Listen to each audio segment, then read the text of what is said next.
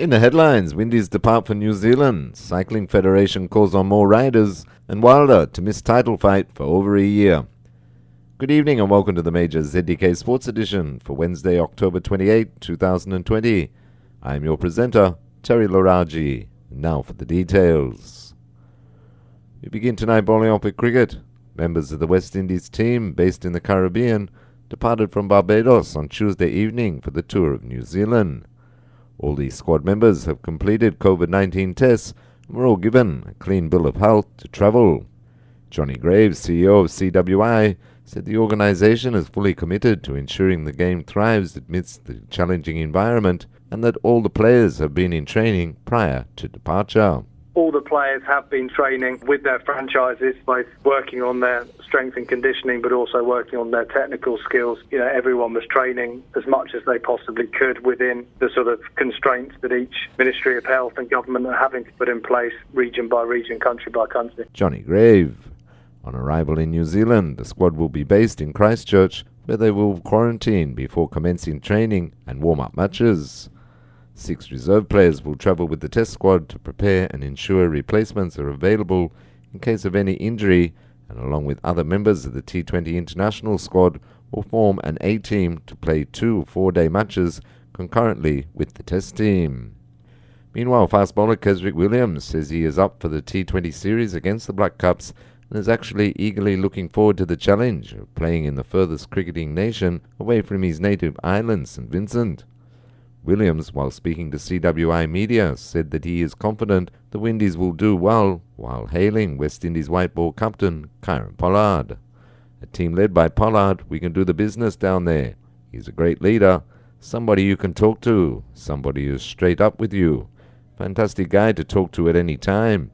You have a lot of experience in the team, so going down there, yes, it is in different conditions, but we know what is required. As a professional cricketer, you've got to learn to play in and handle different conditions, Williams said.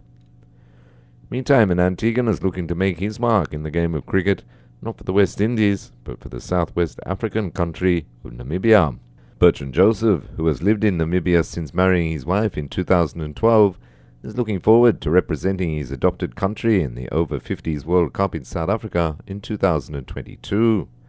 Speaking on ZDK's Sportsline show, Joseph, who hails from the village of Bendels, explained that being of the black race, people are shocked he is playing cricket as it is looked upon as an elitist white sport. I mean, when I speak to my friends here and I tell them I play cricket, they're always shocked because they call it a white sport. And I have to keep on reminding them that the West Indies dominated it for a long time and we produced the greatest players of all time. The local people are more into football and also boxing and some track and field because they also produced Frank Frederick, who won 4 silver in the early 1980s in track and field. According to Joseph, the game is hard to grow in Namibia as it is only played in white schools, stunting its growth. Yes, but it's predominant groups. So the few blacks that play the sport, they go to the predominantly white schools. So from the government schools and stuff like that, there is no structure for cricket. I think they would like to improve, but I don't think that with the way for them to improve drastically, they have to include the majority of the black race. Bertrand Joseph. Namibia has been an associate member of the International Cricket Council ICC since 1992 and made the 2003 T20 World Cup.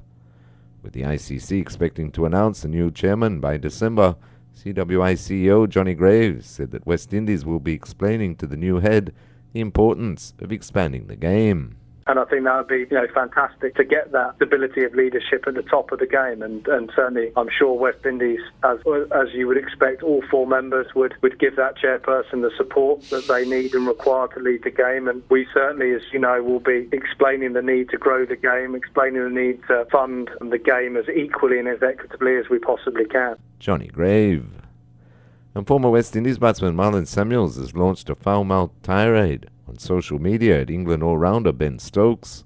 Samuels famously saluted Stokes after the England batsman was dismissed in a test 5 years ago, while the Englishman later wrote that Samuels lacks respect after the West Indian took aim at him in the post-match press conference at the 2016 World T20 final. Following remarks by Stokes, in which he said he wouldn't wish spending time in isolation on his worst enemy, jokingly mentioning Samuels. The 39-year-old responded on Instagram stories with a pair of expletive-laden messages and disparaging remarks. Samuels' comments were widely condemned by users on social media. Meantime, authorities are targeting crowds of at least 25,000 people per day at the Melbourne Cricket Ground for Australia's second test against India on Boxing Day. Melbourne, Australia's second most populous city, was released from a coronavirus lockdown on Wednesday, with retail and hospitality businesses opening their doors for the first time in months. Victoria State Sports Minister Martin Pakula said the government would develop a plan with Cricket Australia and the MCG to allow the famed 100,000-seat stadium to be at one-quarter capacity for the test starting on December 26. Meanwhile, cricket star fans in Pakistan would ordinarily turn out in droves to cheer on their team, but the limited overs series with Zimbabwe starting on Friday will be a subdued affair as the games take place behind closed doors in a bio bubble designed to keep players separated from the public. Pakistan are already well versed with COVID-19 protocols from their recent tour of England, but it will be something new for Zimbabwe to contend with during the 3 one-day internationals and 3 T20 internationals in Rawalpindi between October 30 and November 10. Anticipating that health measures, including quarantines and weekly testing, will become standard for future tours, Zimbabwe's head coach, Lachlan Rajput, wants his players to embrace cricket's new standard.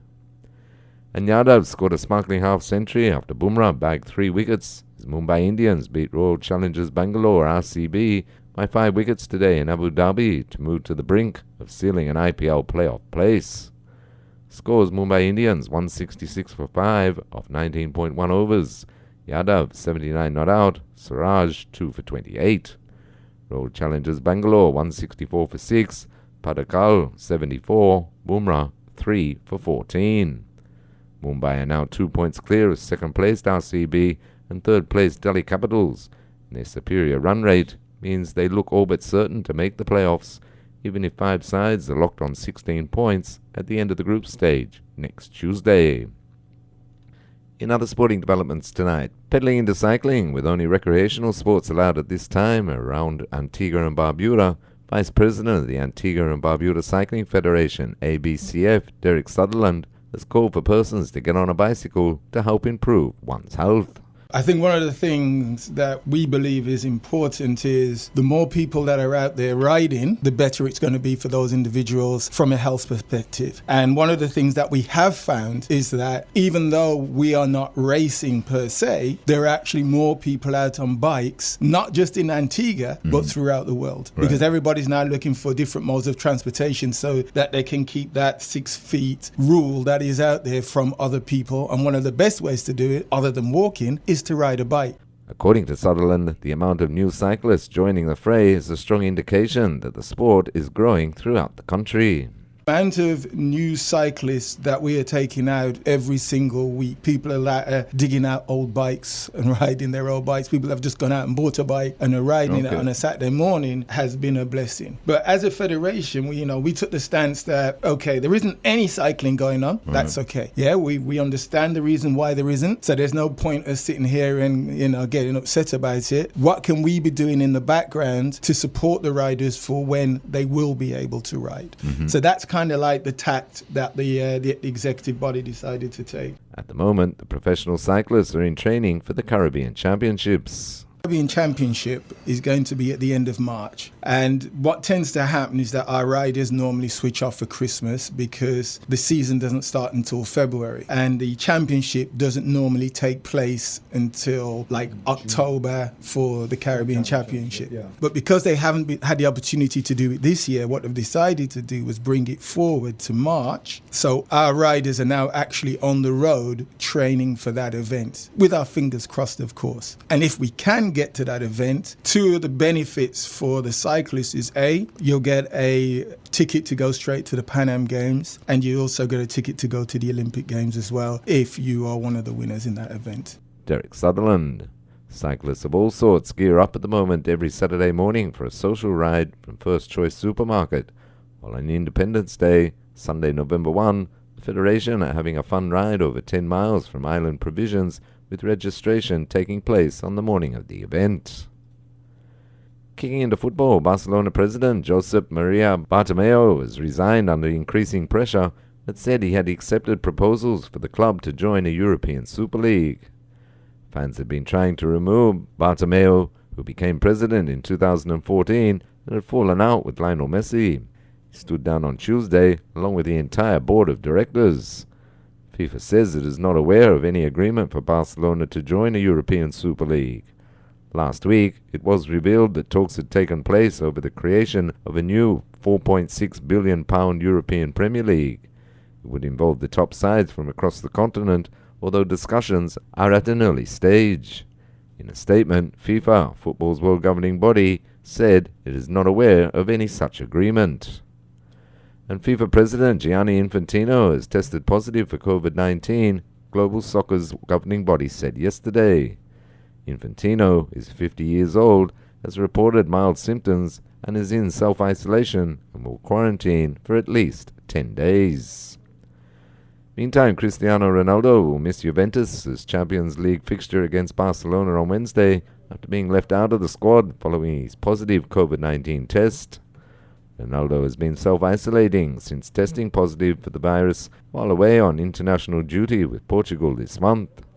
The 35-year-old had hoped to feature in Juventus' Group G fixture against Barca, meaning a chance to once again to go up against Lionel Messi, but needed a negative test 24 hours prior to kick-off in Turin. Last night in the Champions League, holders Bayern Munich continued their perfect start as Real Madrid scrambled a draw, while Manchester City maintained their unbeaten start with a comfortable 3-0 victory at Marseille, and Liverpool beat FC Midtjylland 2-0. However, an injury to Fabinho is exactly the last thing we needed, said Liverpool boss Jurgen Klopp after the club's defensive problems mounted. The Brazilian joined Virgil van Dijk and Joel Matip on the sidelines after pulling up with a hamstring injury. And Manchester United have modified Old Trafford to accommodate 23,500 socially distanced spectators and say they are bemused by the ongoing ban on fans at stadiums. The England government had proposed crowds be gradually reintroduced from the start of October, but made a U-turn following a rise in coronavirus cases. Last month, Prime Minister Boris Johnson said the new restrictions were likely to remain in place for the next 6 months. The financial impact of the pandemic has severely affected several sports and teams, including United, who suffered a £70 million drop in expected revenue in the period to June 30, 2020 as a direct result of it. Stepping in the boxing ring, Anthony Joshua's 2-fight deal with Tyson Fury would mean that Deontay Wilder will not receive a world title shot for over a year, says promoter Eddie Hearn.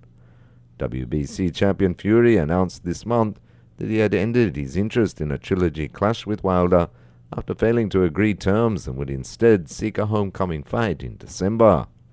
Unified champion Joshua returns in the same month, defending his WBA, IBF and WBO belts against Kubrat Pulev on December 12, and Hearn believes the British rivals can then finalize 2 blockbuster fights next year. Pitching into baseball, the LA Dodgers have won their first World Series in 32 years, beating the Tampa Bay Rays 3-1 to secure a 4-2 win in the best-of-7 championship. Corey Seager gave LA the lead, and Mookie Betts hit a home run in the 8th inning to seal victory. Seager was later named the series' most valuable player. And finally tonight on this day in history in 1985, sterling work from Ravi Ratnaika could not save Sri Lanka from an 8-wicket defeat in the second test against Pakistan in Sialkot. Ratnaika took 8 for 83 in Pakistan's first innings, the best figures by a Sri Lankan bowler at the time. But Imran Khan trumped him with match figures of 9 for 95 as Sri Lanka were dismissed for 157 and 200. Pakistan knocked off the 99 runs needed for victory with a day and a half to spare. And that story has brought us to the end of our sporting developments for tonight. Now to recap our top story. Members of the West Indies team based in the Caribbean departed from Barbados on Tuesday evening for the tour of New Zealand. I have been your presenter, Terry Laraji. Thank you for listening, To watch ZDK Sports Package, go to the YouTube channel of Terry Laraji, The Straight Bat, and subscribe. Stay tuned now for your Voice of America update. Do enjoy the rest of your evening.